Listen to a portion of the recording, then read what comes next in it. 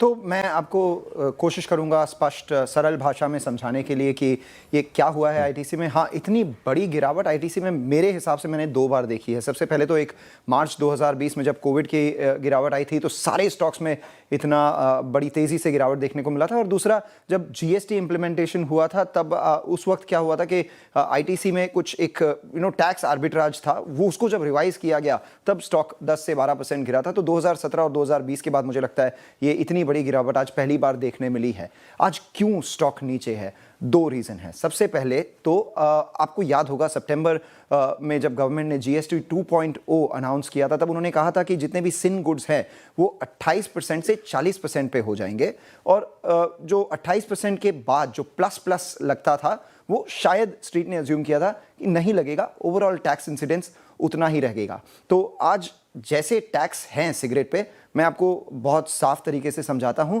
अगर एक सिगरेट है उस पर 28% जीएसटी लगता है, उसके बाद कुछ परसेंट सेस लगता है, कुछ परसेंट बेसिक एक्साइज ड्यूटी और कुछ परसेंट एनसीसीडी।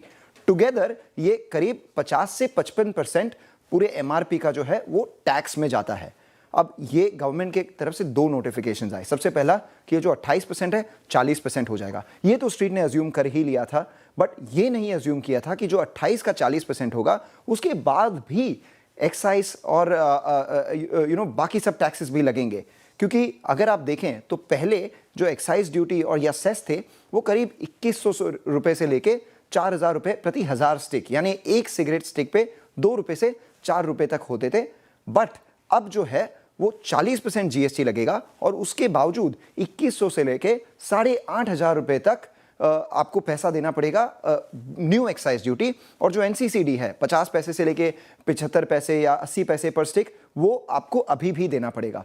तो नेट जो सिगरेट की प्राइस है वो करीब 20 से 40% बढ़ेगी। जो टैक्स मैंने कहा 50 से 55% पर स्टिक होता था वो अब 60 से 80% के आसपास हो जाएगा। WHO के रिकमेंडेशंस भी है कि वो करीब 75% के आसपास रहें। तो कंपनीज को ये प्राइस पास ऑन करने के लिए जो 18 रुपए का सिगरेट है उसे 25 रुपए में बेचना पड़ेगा, जो 7-8 रुपए का सिगरेट है उसे 9-10 रुपए में बेचना पड़ेगा, और जो 11 रुपए का सिगरेट है हो सकता है उसे 12 या 13 रुपए में बेचना पड़े।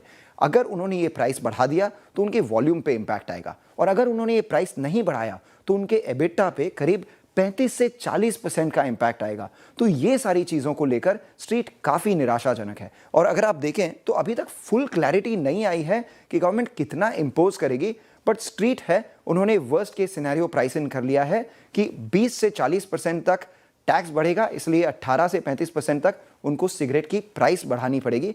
तो वॉल्यूम नीचे होगी, और अगर उन्हें प्राइस नहीं नीचे बढ़ाई तो उनका जो एबिट है ओवर 40% उसमें इंपैक्ट दिखेगा। इसलिए आईटीसी 9% नीचे है, गॉडफ्री फिलिप्स 16% नीचे है। अब आप कहोगे कि आईटीसी और गॉडफ्री फिलिप्स ज़्यादा नीचे क्यों है और वीएसटी इंडस्ट्रीज इतना नीचे क्यों नहीं है? क्योंकि जो ज़्यादा इंपैक्ट है वो प्रीमियम सिगरेट्स में है। वो तो गॉडफ्री फिलिप्स जो मार्लबोरो है वो प्रीमियम कॉन्ट्रीब्यूशन उनमें कई ज़्यादा है, आईटीसी में गॉडफ्री से थोड़ा कम है, बट वीएसटी का जो है वो मोस्टली सिगरेट 10 से 11 रुपए तक ही सीमित है। तो प्रीमियम में इतना उनका इंपैक्ट नहीं आया, इसलिए वो स्टॉक सिर्फ 1.5% नीचे है। सबसे बड़ा प्रॉब्लम गॉडफ्री को होगा और आईटीसी को। गॉडफ्री को दूसरी मार ये भी पड़ेगी कि बिकॉज जो लीगल सिगरेट इतने महंगे हो गए तो इलीगली आसपास के देशों से स्मगल करके मार्लबोरो भी इस देश में आ जाएगा, और वो उनके लिए एक इंक्रीमेंटल हिट होगा। इसलिए गॉडफ्री 16.5% नीचे है। ओके, तो मिस्टर मालो, ये तो ये बात हो गई कि आगे कुआं पीछे खाई, मतलब अगर प्राइस बढ़ाते हैं तो वॉल्यूम पर इम्पैक्ट और नहीं बढ़ाते तो एबिटा पर मार।